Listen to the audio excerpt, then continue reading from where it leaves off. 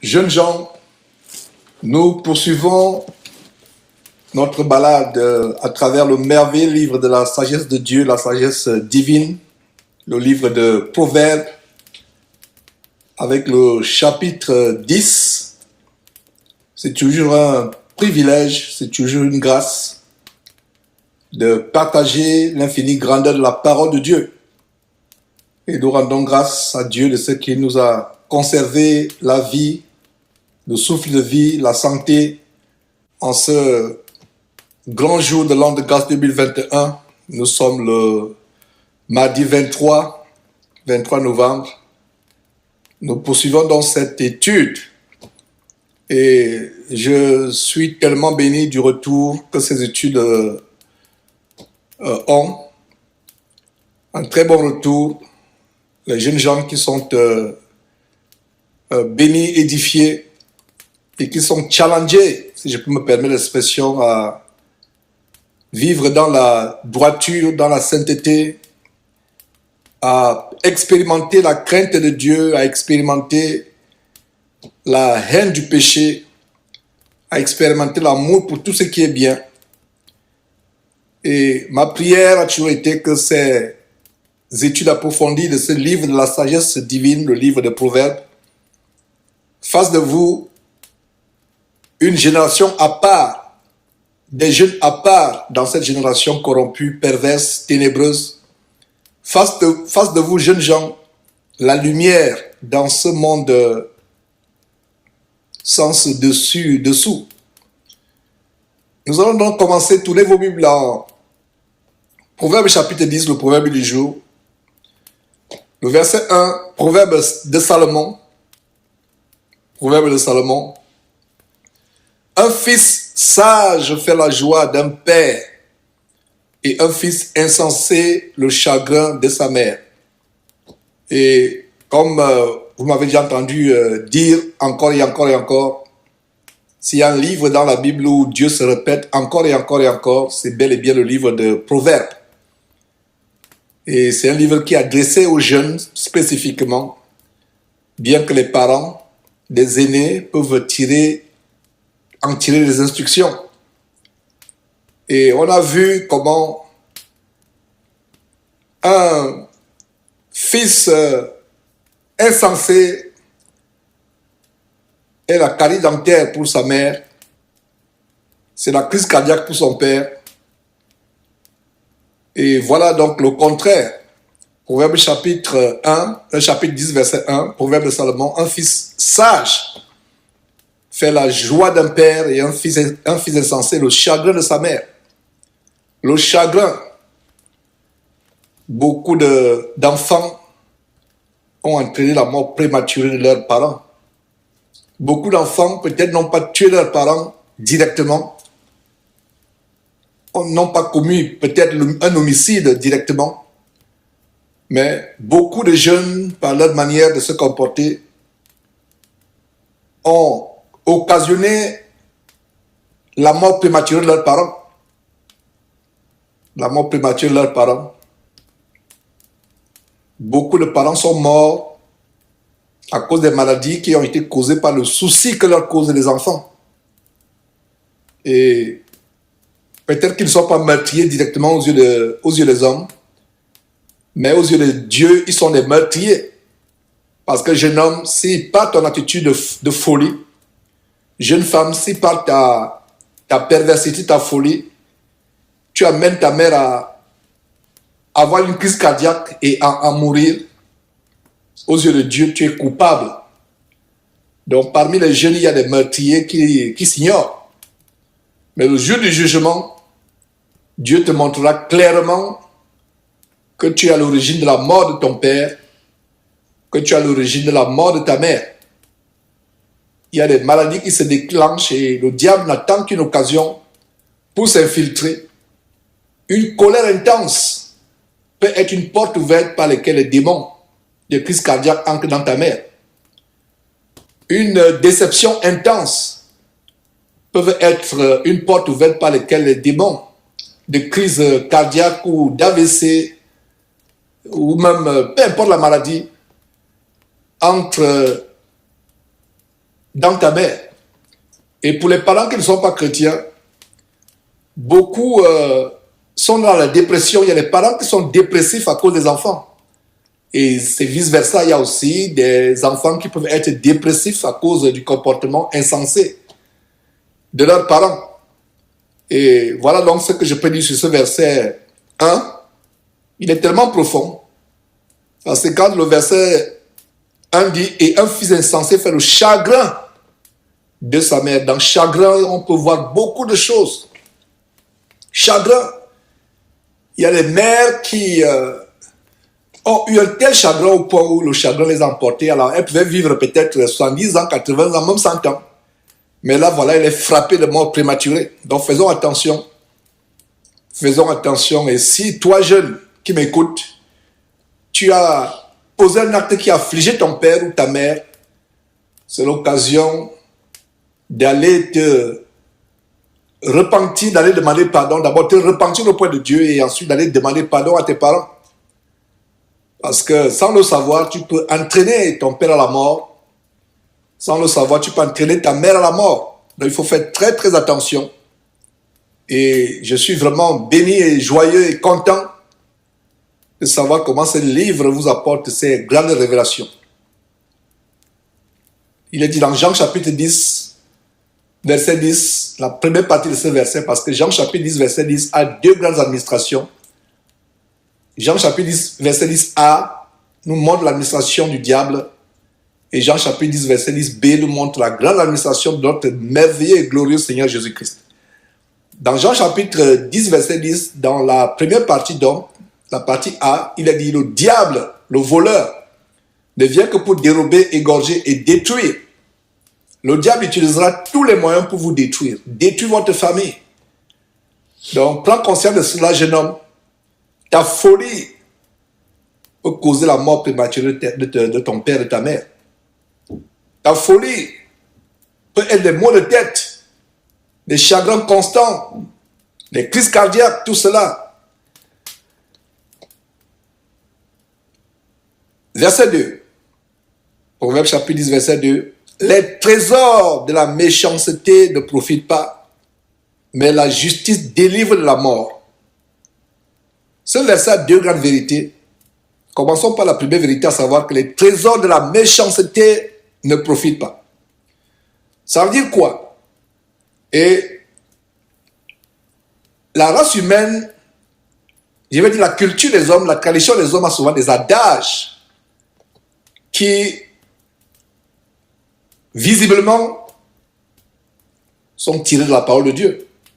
Il y a un adage des hommes qui dit que bien mal acquis ne profite pas. C'est un adage humain, mais qui est fondé sur la parole de Dieu, comme on vient de voir. Au verset 2, les trésors de la méchanceté ne profitent pas. Donc voilà le fondement biblique de cet adage humain qui dit que bien mal acquis ne profite pas. Les trésors, les richesses, les biens que vous acquérez par le vol, par exemple, par le mensonge, par la fraude, par l'escroquerie, ça ne profite pas. Jeunes gens, ne mentez pas pour acquérir les biens. Ne mentez pas pour avoir un travail. Ne mentez pas pour avoir une opportunité d'affaires. Ne volez pas. Ne commettez pas la fraude pour avoir des avantages, pour avoir des biens. Et si nous l'avons fait par le passé, nous devons nous en repentir, demander pardon à Dieu et tourner la page. C'est un très grand verset. C'est un très grand commandement de Dieu. C'est une très grande mise en garde de Dieu, à savoir que les trésors de la méchanceté ne profitent pas. Et c'est un commandement, c'est une mise en garde qui revient plusieurs fois dans ce livre. D'abord en Proverbe chapitre 13, verset 11, chapitre 13 qu'on verra dans quelques jours, mais j'anticipe avec ce verset pour vous montrer que Dieu, encore une fois, se répète. Dans Proverbe chapitre 13, verset 11, ce chapitre que par la grâce de Dieu disait, on verra après-demain par la grâce de Dieu. Dans Proverbe chapitre 13, verset 11, il a dit, la richesse mal acquise diminue, mais celui qui amasse peu à peu l'augmente. La richesse mal acquise. Ne sois pas pressé de t'enrichir. Mieux vaut amasser peu à peu. Si tu n'as pas l'argent pour avoir tel objet que tu désires, ce n'est pas la peine de te précipiter, de prendre les raccourcis, de prendre les détours, de prendre les voies de mensonges, de fraude ou de vol. Donc la richesse mal acquise. Et nous pouvons voir encore comment le Seigneur Dieu réitère, c'est-à-dire répète cela en Proverbe chapitre 21, verset 6. Proverbe chapitre 21, verset 6, qui dit quoi? Et ça donne un exemple des trésors de la méchanceté. Dans le Proverbe chapitre 21, le Proverbe verset 6 nous donne un exemple de comment ces trésors sont acquis par la méchanceté. Et un exemple de la méchanceté ici, c'est le mensonge.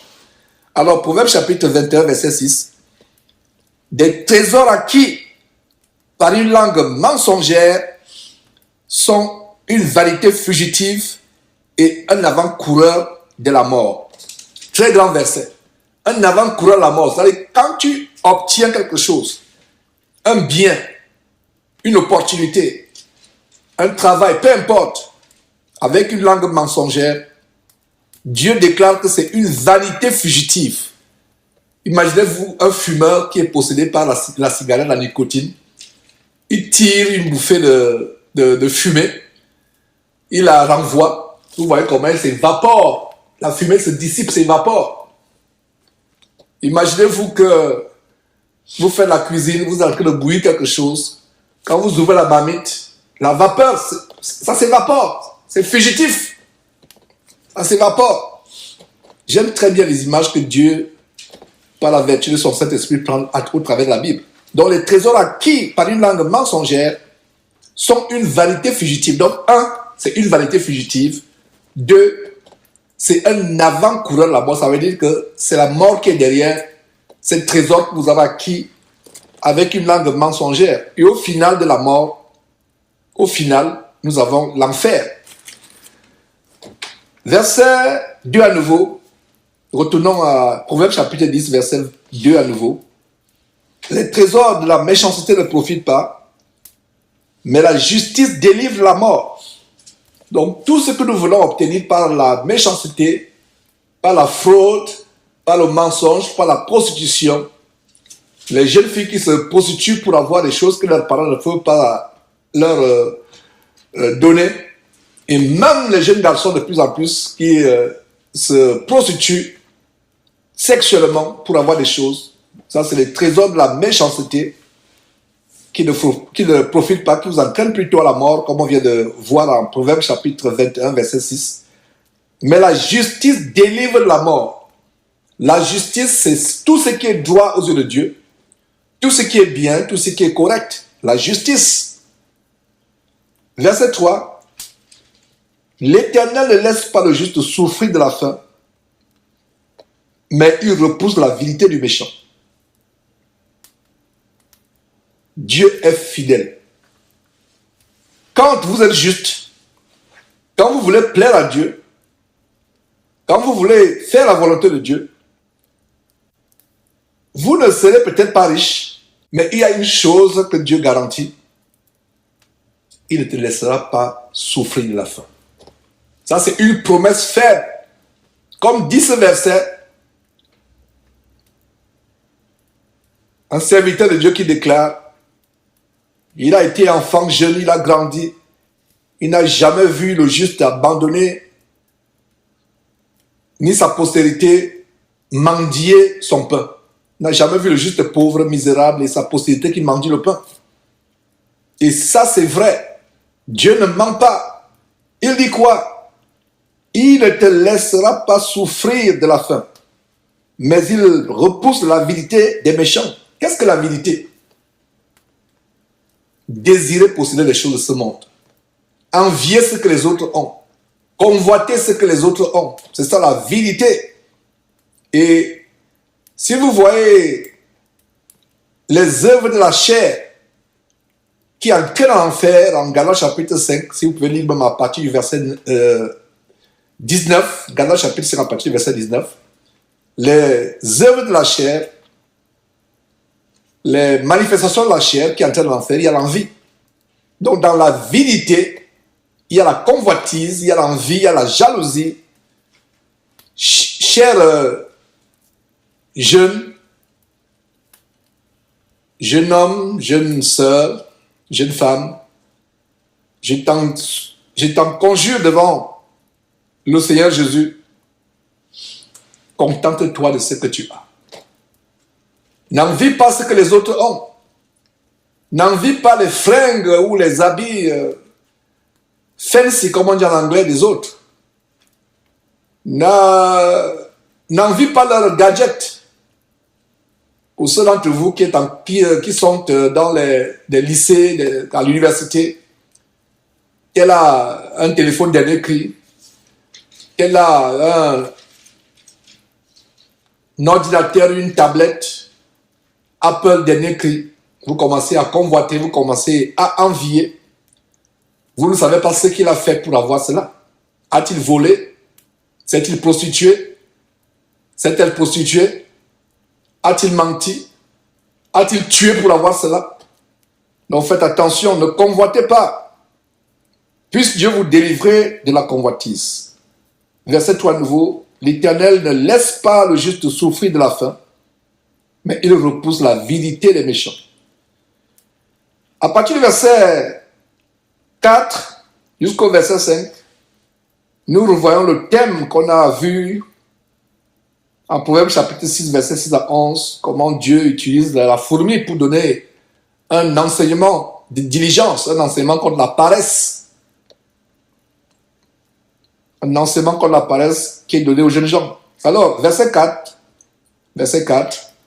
celui qui agit d'une main lâche s'appauvrit.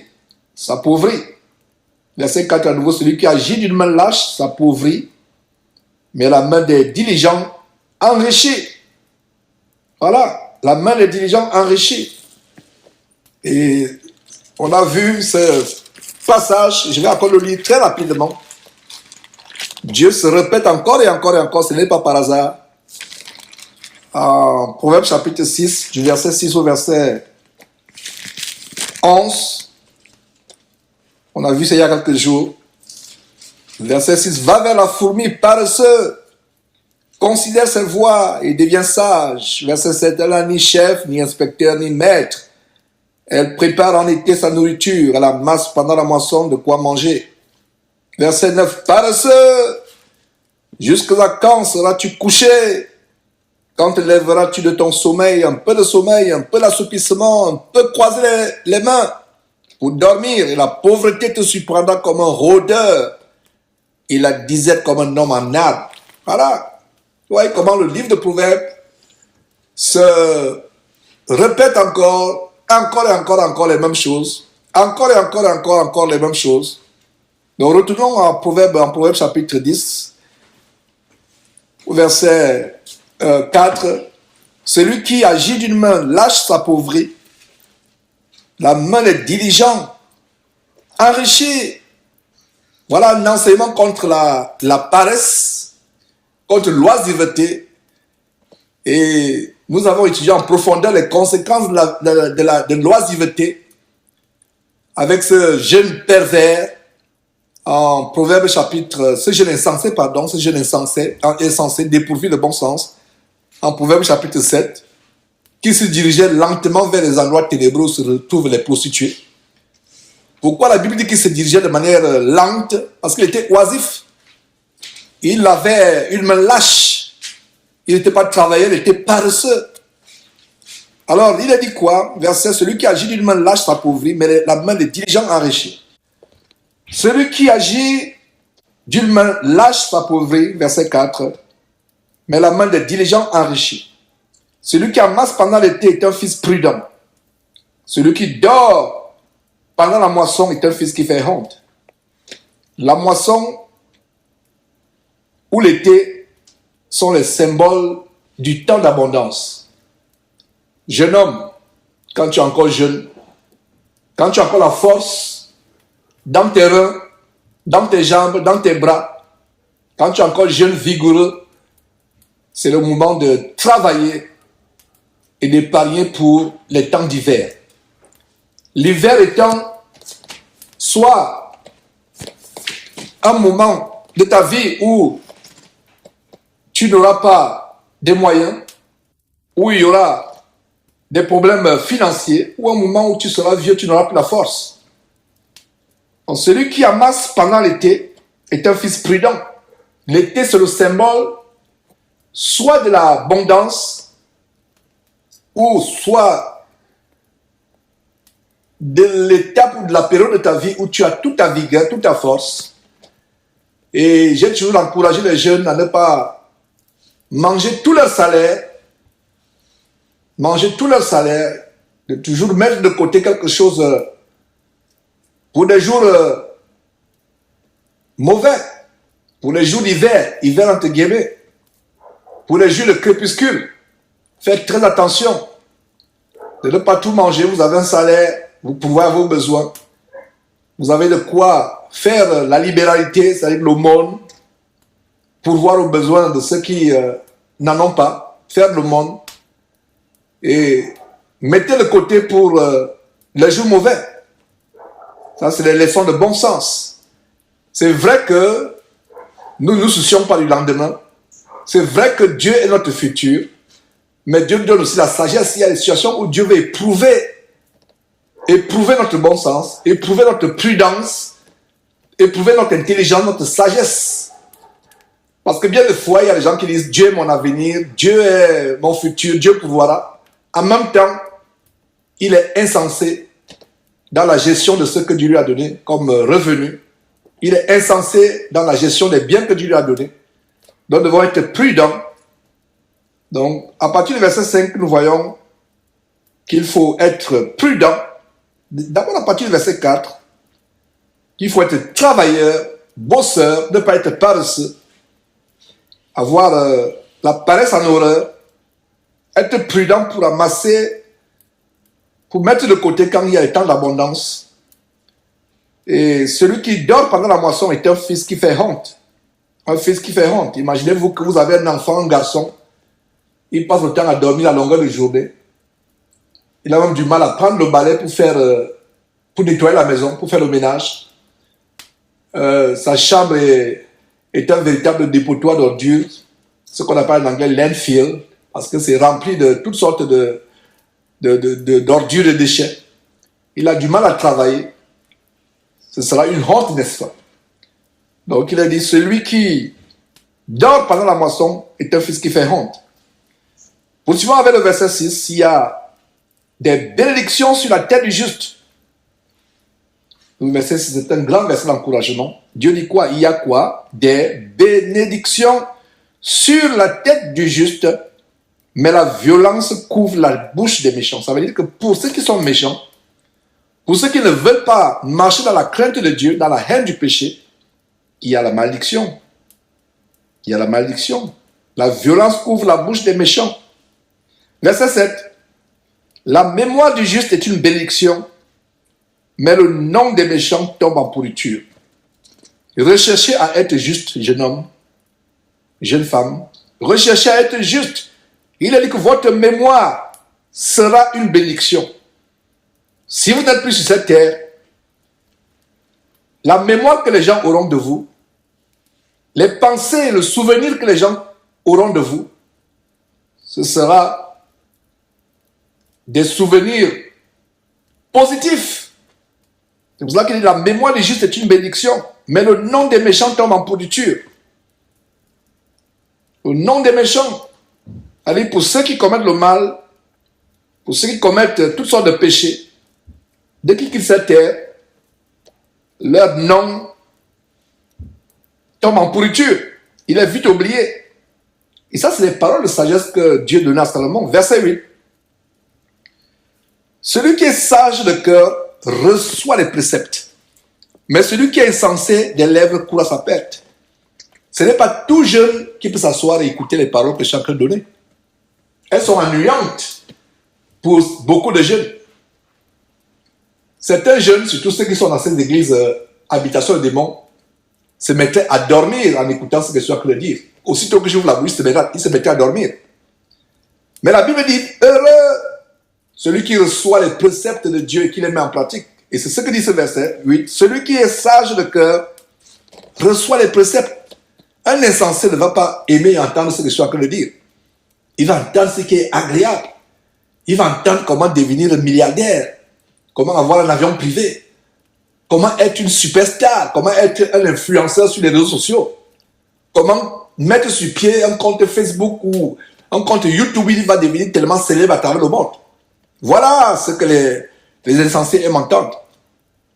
Verset 8 à nouveau, celui qui est sage de cœur reçoit les préceptes, mais celui qui est insensé des lèvres court à sa perte. Insensé des lèvres.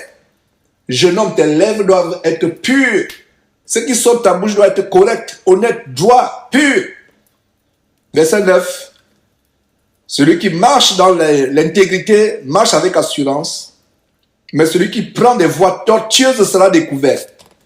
Sera découvert, autant pour moi. Marcher dans l'intégrité, c'est marcher dans la droiture, loin de la fausseté, loin du mensonge, loin des choses ténébreuses. Donc celui qui marche dans l'intégrité, il marche avec assurance. Il marche avec assurance.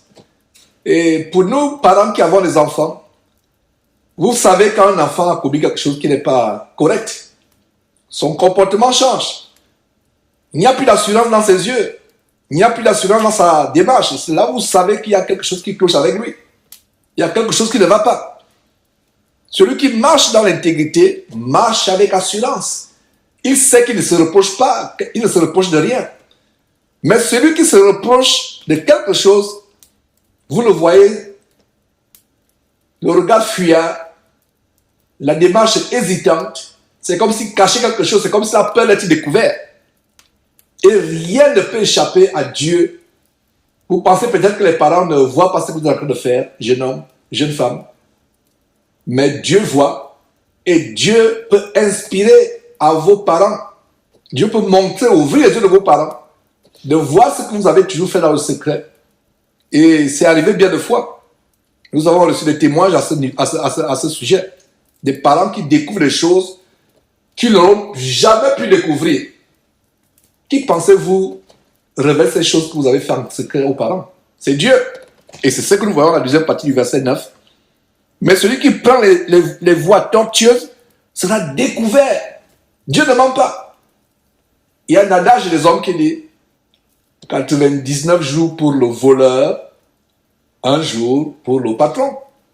Celui qui prend les voies tortueuses, les voies du mensonge, les voies de la duplicité, les voies de la fraude, la Bible dit qu'il sera découvert. Verset 10, celui qui cligne les yeux est une cause de chagrin. Et celui qui est un insensé des lèvres court à sa perte. On a vu dans les sections précédentes, le méchant qui cligne les yeux, parle avec les signes. Et voilà, donc celui qui cligne les yeux et qui veut tromper, qui veut frauder ou tromper, est une cause de chagrin. Non seulement le chagrin pour lui-même, mais le chagrin pour ses parents plus tard. Et celui qui est insensé des lèvres court à sa perte. Et ce n'est pas par hasard que Dieu insiste sur les lèvres. Les lèvres d'un jeune homme, d'une jeune femme qui craint Dieu ne doivent pas sortir des choses insensées, ne doivent pas proférer des choses ordurières. Quand vous parlez, vous sortez les paroles de votre bouche, ces paroles doivent être assaisonnées de sel. Verset 11. La bouche du juste est une source de vie, mais la violence couvre la bouche des méchants. Une source de vie.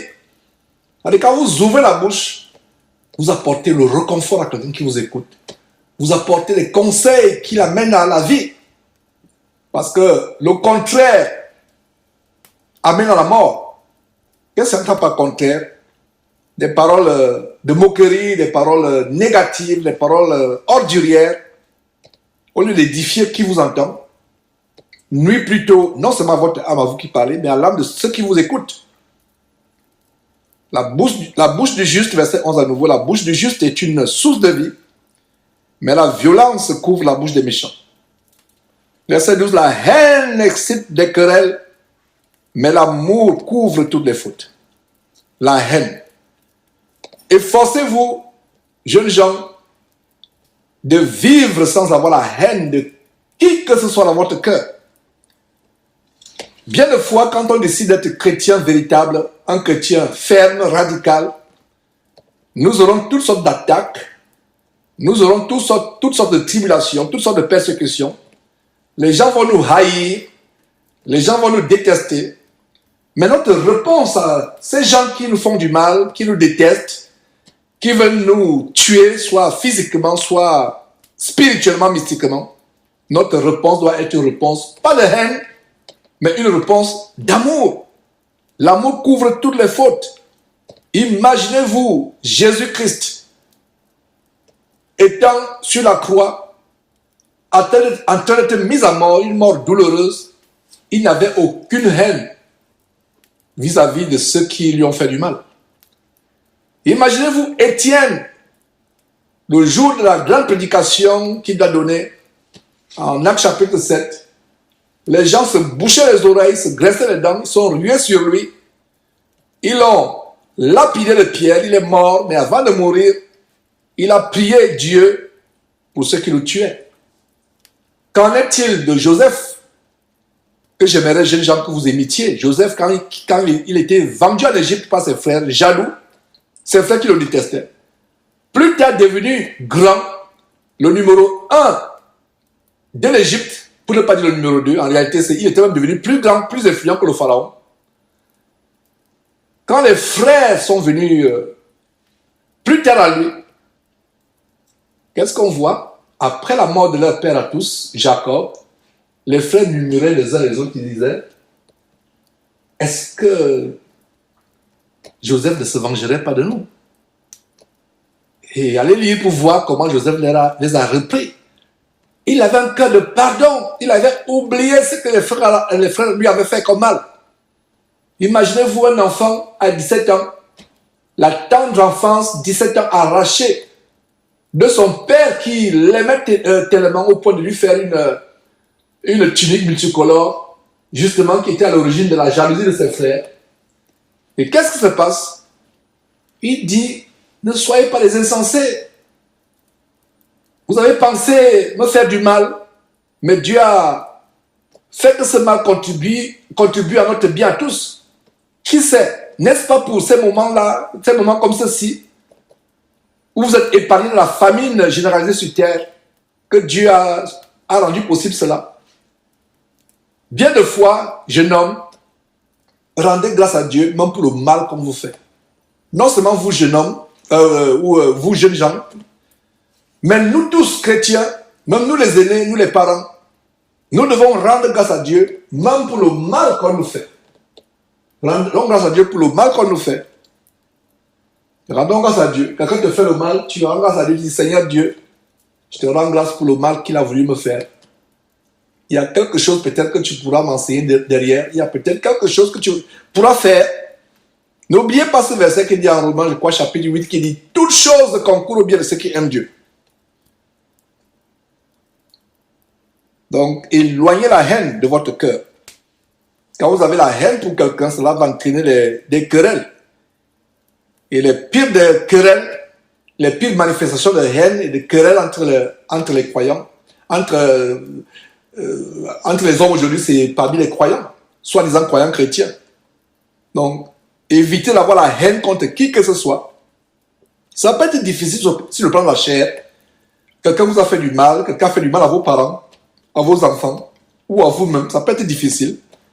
Mais pensez à Jésus-Christ qui est mort pour vous et moi, pour les méchants que nous sommes. Pensez à Jésus-Christ qui pardonnait à ceux qui étaient en train de le mettre à mort sur la croix. Pensez à Étienne qui pardonnait à ceux qui étaient en train de le tuer, de lapider de pierre. Quelle mort douloureuse. Mais il pardonnait. Donc verset 12, jeunes gens, la haine excite des querelles, mais l'amour couvre toutes les fautes. Verset 13, sur les lèvres de l'homme intelligent se trouve la sagesse, mais la verge est pour le dos de celui qui est dépourvu de sens. Ce n'est pas par hasard que dans ce chapitre, nous ne sommes qu'au verset 13, mais Dieu met l'accent sur les lèvres des jeunes gens. Ce n'est pas par hasard. Donc dans ce chapitre, Dieu voudrait que jeune homme, jeune femme, quand tu ouvres la bouche, ce ne soit que la sagesse qui sort. Pas les blagues, pas les plaisanteries, pas fredonner les musiques du monde. Les jeunes gens, il est là, il commence à fredonner les chansons du monde, les musiques du monde, rap, alors qu'il est chrétien. Pire encore, d'autres qui sont enfermés dans ces soi-disant églises qui ne sont que des maisons de joie, des bordels évangéliques. Ils font des concerts soi-disant chrétiens en chantant de leurs lèvres des musiques mondaines. Quelle abomination. Donc ta bouche à toi, jeune homme, jeune femme, doit proclamer uniquement ce qui est droit, ce qui est bienséant. Donc verset 13, sur les lèvres de l'homme intelligent se trouve la sagesse, mais la verge est pour le dos de celui qui est dépourvu de sens. Regardez ce que Dieu dit, c'est la verge, c'est-à-dire le bâton de la correction, le fouet. Tu te comportes de manière insensée, ton dos mérite de goûter le fouet. C'est ce que la parole de Dieu dit ici au verset 13. Verset 14, les sages tiennent la science en réserve. Et nous avons vu hier ce qu'est la véritable science. On a vu en Proverbe chapitre 9 verset 10 hier que la science des saints, c'est l'intelligence. Voilà, la science des saints, c'est l'intelligence. Et justement, le verset 14 du chapitre du jour, chapitre 10 de Proverbe dit quoi? Verset 14, les sages tiennent la science en réserve, mais la bouche de l'insensé est une ruine soudaine. Regardez encore, lèvres, bouche. Dieu met l'accent sur la sanctification de votre bouche dans ce chapitre 10. Les sages tiennent la science en réserve, mais la bouche de l'insensé est une ruine soudaine, Que signifie une ruine soudaine? C'est-à-dire que la ruine arrive sans que tu t'en rendes compte. Beaucoup de jeunes sont en train de se jouer des morts sans même s'en rendre compte, sans voir la mort venir. Soudainement, à cause de quoi? À cause de leur mauvaise manière de se comporter, d'agir, à cause des mauvaises voies, à cause des mauvaises compagnies. Verset 15. La fortune est pour le riche une ville forte. La ruine des misérables, c'est la pauvreté. Ça, c'est la logique humaine. Le verset 15 nous donne un détail, un tout petit peu de la logique humaine. Les riches pensent que leur fortune, c'est une forteresse, c'est une barrière. La ruine des misérables, c'est leur pauvreté. Voilà ce que le monde pense. Mais c'est le contraire. Un riche qui n'a pas la parole de Dieu, il est le plus misérable des hommes qui soient sur terre. Verset 15. L'œuvre du juste est pour la vie, le gain du méchant est pour le péché. Voilà. Le pécheur, le méchant, tout ce qu'il a, c'est pour s'enfoncer encore dans le péché. C'est pour s'enfoncer encore dans l'iniquité. L'œuvre du méchant du juste est pour la vie. Le gain du méchant est pour le péché. Donc le méchant, quand il s'enfonce dans la méchanceté, tout ce qu'il a comme gain, c'est pour s'enfoncer encore de plus en plus, de plus belle dans le péché. Alors que celui qui craint Dieu, tout ce qu'il fait, c'est pour apporter la vie éternelle autour de lui. Verset 17. Celui qui se souvient de la correction prend le chemin de la vie. Jeune homme, il t'est arrivé que tu sois corrigé, soit par Dieu lui-même, soit par tes parents. Et si tes parents sont vraiment des parents qui craignent Dieu, qui ont la crainte de Dieu, s'ils t'ont corrigé, c'est pour ton bien. N'oublie pas la correction. Soit des parents, soit de Dieu. C'est ce que dit ce verset 17 à nouveau. Celui qui se souvient de la correction prend le chemin de la vie. Mais celui qui oublie la réprimande de ses gars, celui qui oublie la réprimande de ses gars, ça veut dire quoi? Il y a des jeunes gens, des enfants, tu as beau le corriger, tu as beau le punir, plus tu le corriges, plus tu le punis, plus il s'enfonce dans la voie de l'égarement. Verset 18. Celui qui dissimule la haine a des lèvres menteuses, et celui qui répand la calomnie est un insensé. Il y a deux choses que nous voyons ici au verset 18. L'hypocrisie. La première partie de ce verset nous montre l'hypocrisie. Dissimuler la haine. Allez, quelqu'un que vous haïssez vient vers vous, vous faites semblant de ne pas le haïr, vous lui montrez les dents, vous souriez, et nous avons été témoins de ce genre de personnes. La personne vous embrasse, la personne vous sourit, la personne apporte une parole douce, mais dans son cœur, il y a cette abomination, comme nous montre Proverbe chapitre 26, du verset 24 au verset 26. Donc, voyez comment la parole de Dieu nous donne le discernement. Mais si vous craignez Dieu, si vous avez le discernement, quelqu'un qui est hypocrite vis-à-vis de vous, quelqu'un qui est sournois, ne pourra pas se cacher longtemps. Regardez le verset 18 à nouveau. Celui qui dissimule la haine à les lèvres menteuses. Oh frère, sois béni. Oh frère, je t'aime, que Dieu te bénisse. Alors qu'il te hait, alors qu'il veut détruire ta vie, il prend les paroles douces, il dissimule. Dissimuler signifie cacher. Il cache la haine. Il vous jalouse, il vous hait. Il veut votre mort, mais il cache. Ne soyez jamais ce genre de personne, jeunes gens qui écoutez cette parole. Ne soyez jamais, ne soyez pas hypocrite. Que votre bouche soit en harmonie avec votre cœur. Les paroles qui sortent de vos lèvres doivent être en harmonie avec ce que vous avez dans le cœur. Ce verset nous montre la gravité d'être hypocrite.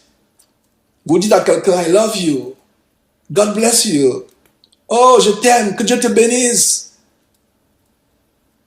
Je prie pour toi. Alors que la personne, justement, fait des incantations pour que tu sois détruit. Verset 18, celui qui dissimule la haine a des lèvres menteuses. Et il y a un autre aspect aussi, celui qui répand la calomnie est un insensé. Jeune homme, jeune femme, écoute ce que je suis sur le point de te dire sur la base de ce verset 18, deuxième partie. Si tu n'as rien de bon à dire sur quelqu'un, tais-toi.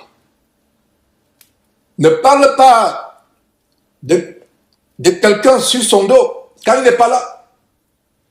Si quelqu'un t'a fait du mal, si tu vas aller te plaindre, va te plaindre vers la personne.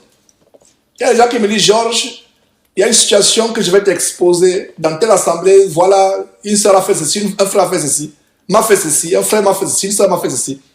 La première question que je lui pose, c'est que, est-ce que tu es parti voir le frère ou la soeur? Il me dit, non frère, je suis pas allé voir. Il dit, ok, c'est pas la peine que tu viennes me voir. Ça, c'est la calomnie. Ne parlez pas mal des gens.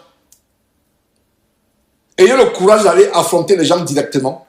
Si vous avez quelque chose à dire sur quelqu'un, appelez-le, rencontrez-le et dites-le lui en face. Ne parlez pas derrière le dos des gens. Si vous voulez parler derrière le dos des gens, parlez en bien d'eux. Mais si vous n'avez rien à dire de bon sur quelqu'un, fermez la bouche. La Bible dit que personne ne souffre comme s'ingérant dans les affaires d'autrui. Beaucoup ont souffert pour avoir fait la calomnie. Beaucoup ont souffert pour avoir fait la médisance. Pour avoir fait la médisance, autant pour moi. Faisons tellement attention. Donc, verset 18 à nous avant qu'on évolue. Celui qui dissimule la haine a des lèvres menteuses, et celui qui répand la calomnie est un insensé. Verset 19, celui qui parle beaucoup ne manque pas de péché. Voilà. Rappelez-vous, on a vu à plusieurs reprises les caractéristiques de la femme étrangère. Elle est bruyante, bavarde, causeuse, intrigante, calomniatrice, médisante. Verset 19, celui qui parle beaucoup ne manque pas de péché. J'exhortais hier et même les jours avant les jeunes femmes à savoir tenir la langue en bride, à savoir parler peu, avoir une voix douce. Mais ça s'adresse à tous les jeunes gens et à tous les chrétiens. Parlez peu. Parlez peu. Et c'est facile de savoir détecter un menteur. Quand vous voyez quelqu'un qui parle, c'est déjà un détail du caractère mensonger de cette personne. Donc celui qui parle beaucoup ne manque pas de péché. Et de la réserve, il y a de la réserve, il y a de la retenue quand il s'agit de parler, jeunes gens. Surtout les jeunes femmes. Et il y a de la réserve, de la retenue. Quand vous ouvrez la bouche, c'est parce que vous voulez dire quelque chose de bien précis. Et il y a quelqu'un qui a ce comportement. Il n'est pas encore chrétien. Mon beau-père et le père de mon épouse, c'est vraiment merveilleux le caractère de cet homme. Et nous continuons à prier pour lui pour que Dieu lui fasse grâce d'être chrétien.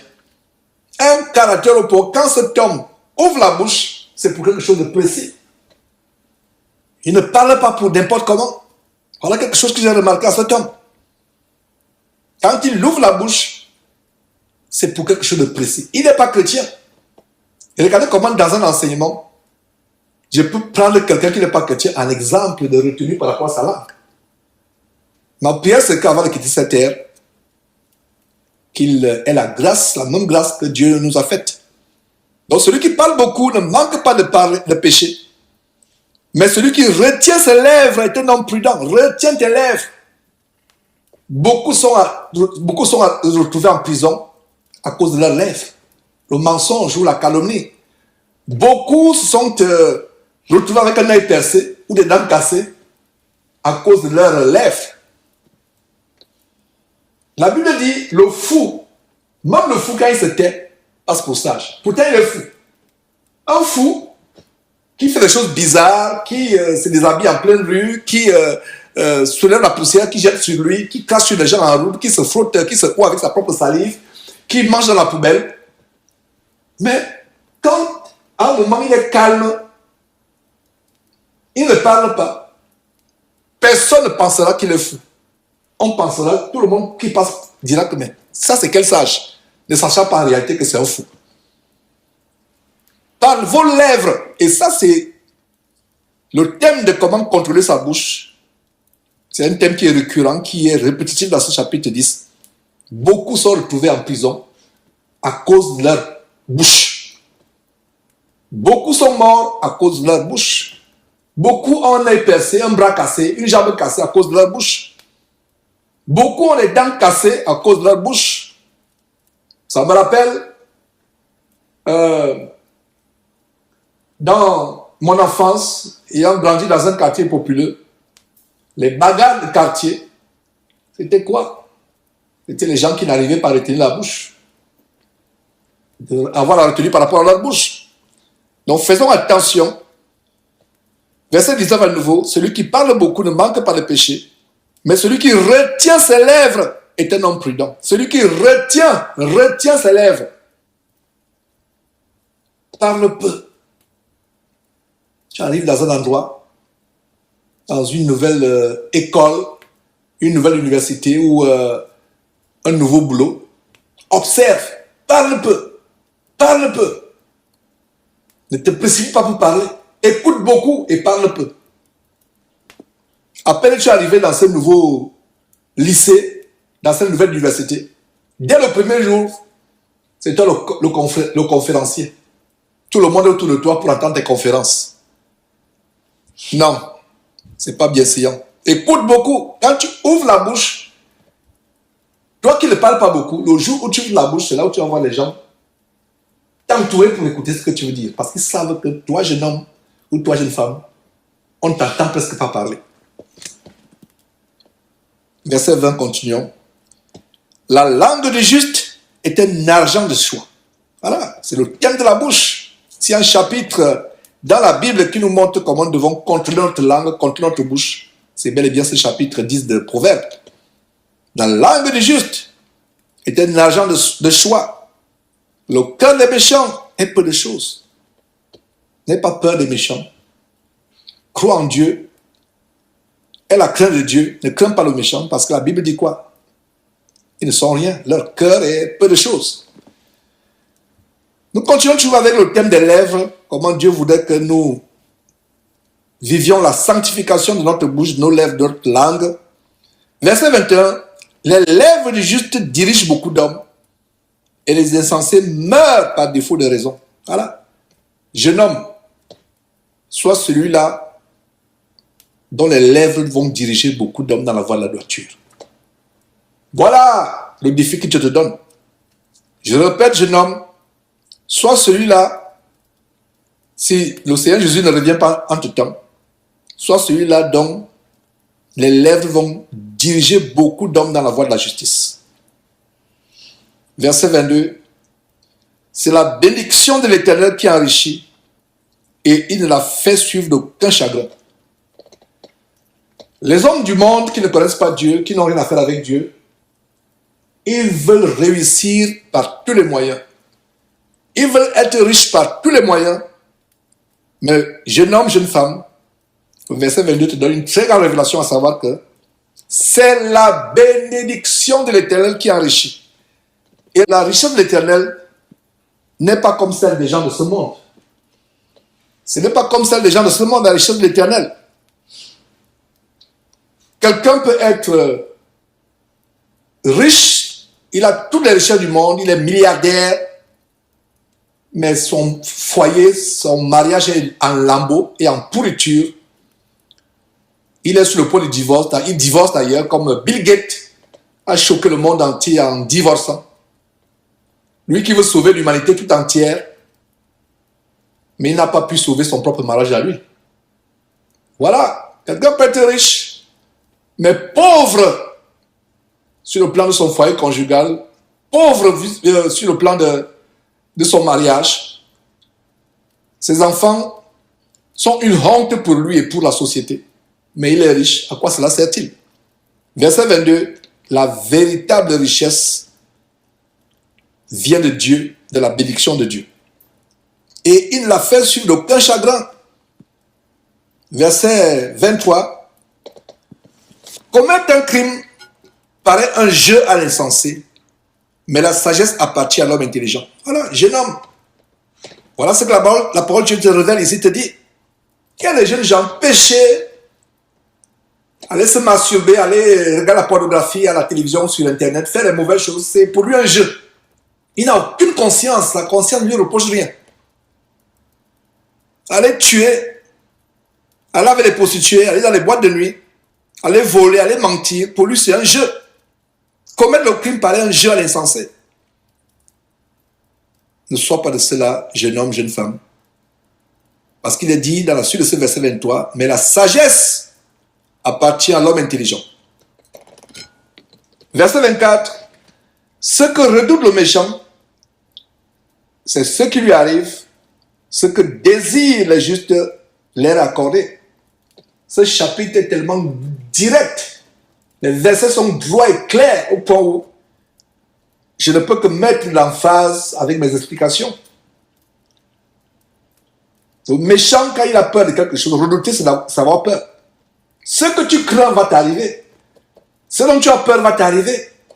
Mais nous nous confions en Dieu et tout ce que nous désirons, Dieu nous l'accorde. Dieu pourvoit à nos besoins. Mais attention, ce n'est pas nos habilités ou à nos passions auxquelles Dieu pourvoit. Dieu pourvoit à nos besoins, à ce que nous désirons. Parce qu'il y a désir et avidité et passion. Ne confondez pas. Dieu pourvoit à nos besoins. Il nous donne ce que notre cœur désire. Mais Dieu ne pourra pas pourvoir à nos passions, à notre convoitise, à nos avidités, à notre envie, à notre jalousie. On va voir telle chose parce que tel autre a eu la même chose. C'est pour cela qu'il est dit dans le livre de Jacques, vous demandez et vous ne recevez pas parce que vous demandez mal, avec les motifs impurs dans le cœur. Verset 24 à nouveau, ce que redoute le méchant, c'est ce qui lui arrive, et ce que désirent les justes leur est accordé. Comme passe le tourbillon, ainsi disparaît le méchant, mais le juste a les fondements éternels. Voilà un aspect de la vie éternelle qui est mentionné dans ce verset. Les méchants, ils disparaissent comme le tourbillon. Il y a des régions ici aux États-Unis comme Oklahoma, où il y a constamment des tornades, des tourbillons géants. On appelle, je crois, twisters. Voilà comment, quand vous voyez cette image d'un tourbillon géant, voilà ce verset qui nous montre comment le méchant disparaît comme passe le tourbillon. Mais le juste, le chrétien qui marche droit devant Dieu, a les fondements éternels. Ce fondement, c'est Jésus-Christ. Et si on est maintenu dans cette voie de la sanctification, on ira dans le royaume de Dieu et on vivra éternellement. Verset 26. Ce que le vinaigre est aux dents et la fumée aux yeux, tel est le paresseux pour celui qui l'envoie. Que la parole de Dieu sait utiliser des images merveilleuses. Imaginez le vinaigre. Vous prenez un verre de vinaigre et vous mettez encore du jus de citron. Vous mettez encore du jus de gingembre et vous buvez. Vous avez l'impression que vous avez blanchi le courant électrique aux dents. Le vinaigre, c'est que le vinaigre aux dents et la fumée aux yeux. Tel est le paresseux pour celui qui l'envoie.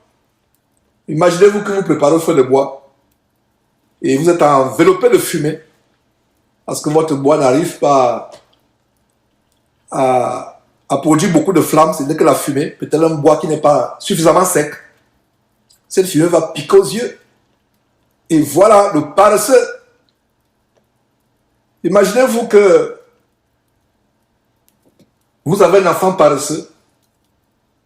Vous mourrez de soif après un long voyage, vous avez traversé le désert à pied. Vous arrivez à la maison, vous lui demandez d'aller vous prendre de l'eau à un puits. Voilà l'effet que ça produit.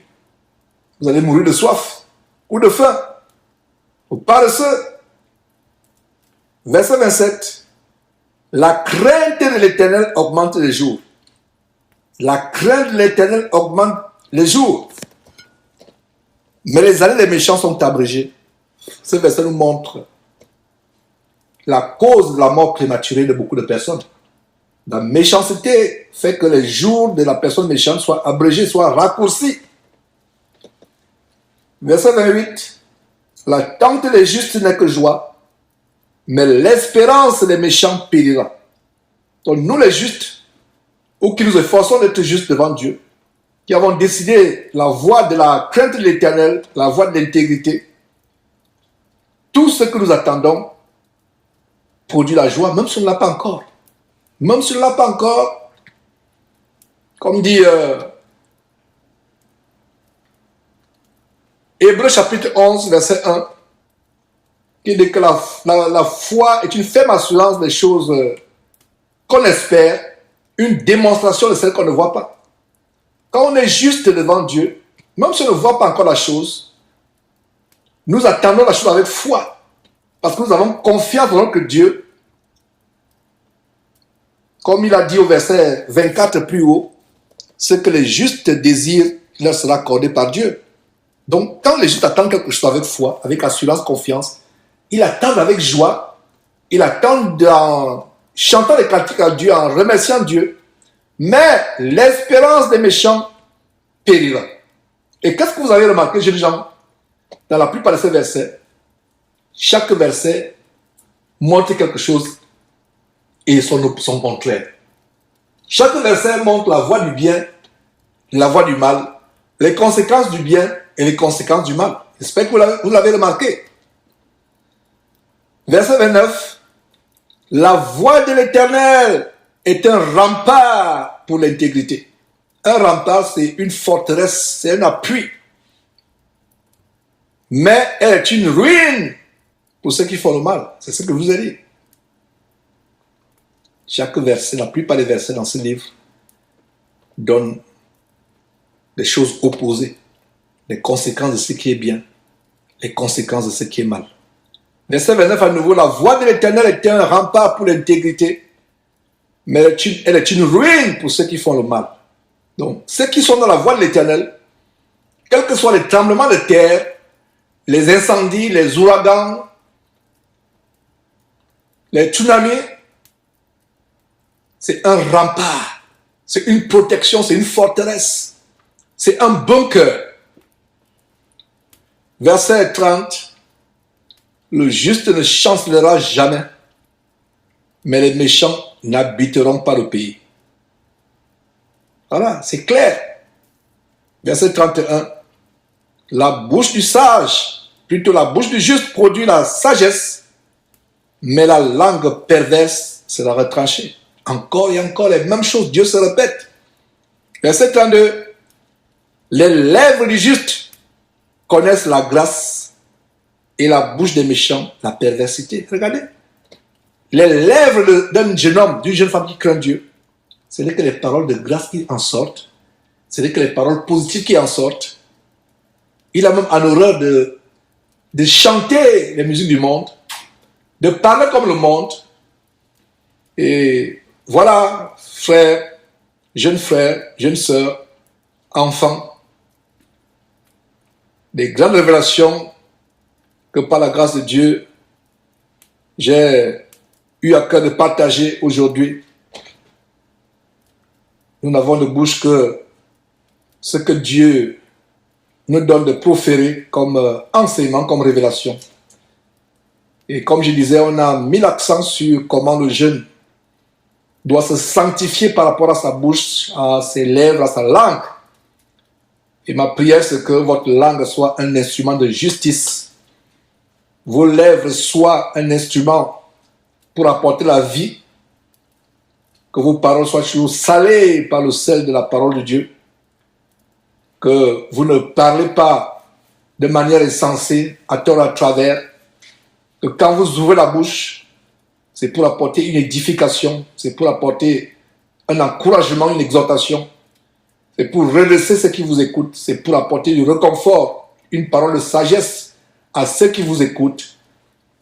Et si vous mettez en pratique ces quelques recommandations, votre vie sera une vie de lumière dans cette génération perverse et corrompue. Prions. Éternel Dieu, merci pour ces révélations que tu nous as données de partager aujourd'hui. Je t'en supplie, grand Dieu, transforme nos langues, transforme les langues de ces jeunes gens. Donne à ces langues, je t'en supplie, grand Dieu, d'être des instruments de justice. Donne-leur d'avoir en horreur la fausseté, les paroles détournées, les paroles mensongères, les paroles de fraude, les paroles de querelle ou d'insultes ou d'injures. Seigneur Dieu, donne-leur d'être des personnes pures dans cette génération corrompue. Comme la révélation que nous avons en Apocalypse chapitre 1 de la langue qui sortait de la bouche du Seigneur Jésus-Christ comme une épée flamboyante. Donne à ces jeunes d'avoir une langue pareille, Seigneur Dieu, dans cette génération corrompue. Merci pour toutes tes grâces et pour tous tes bienfaits, Seigneur Dieu. Au nom de Jésus-Christ, nous avons prié. Amen.